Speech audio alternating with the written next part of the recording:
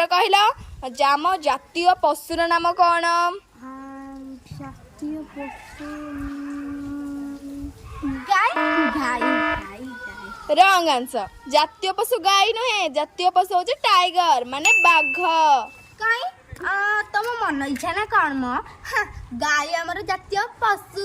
ଆମେ ଗାଈ ବା ପୂଜା କରୁଛୁ, ଆଉ ତା ଗୋବରରେ ଆମେ ତା ଘର ଲିପୁଛୁ, ଆଉ ତା କ୍ଷୀର ପିଇ ଆମେ ସୁସ୍ଥ ସବଳ ହେଇଛୁ। ଆଉ ହଁ, ଆଜି ପର୍ଯ୍ୟନ୍ତ ଗାଈ ନା ଆମକୁ ଲାତଟିଏ ବି ମାରି। ସିଏ ପୁଣି ଆମର ଜାତୀୟ ପଶୁ ନୁହେଁ ଆଉ କ'ଣ? ତମର ବୋଧେ ଭୁଲ ରହିଯାଇଛି କୋଉଠି। ଯାଅ ଯାଅ ବୁଝିକି ଆସିବ, ନହେଲେ ପଢିକି ଯା ଆସିବ। ଆରେ ବହିରେ ତ ଲେଖା ହେଇଛି। ଆଉ ବହିରେ ସିନା ଲେଖା ହେଇଛି ପରୀକ୍ଷା ଦେବା ପାଇଁ। ବହିରେ ଯଦି ସବୁ ଠିକ୍ ଲେଖା ହେଇଛି ତାହେଲେ ବର୍ଷକୁ ବର୍ଷ ବହି କାହିଁ ବଦଳୁଛି? ହଁ ହଉ, ତମ କଥା ଯଦି ଠିକ୍, ଏମିତି ଏକ ହିଂସ ଜନ୍ତୁକୁ କିଏ ଜାତୀୟ ପଶୁର ମାନ୍ୟତା ଦେଲା?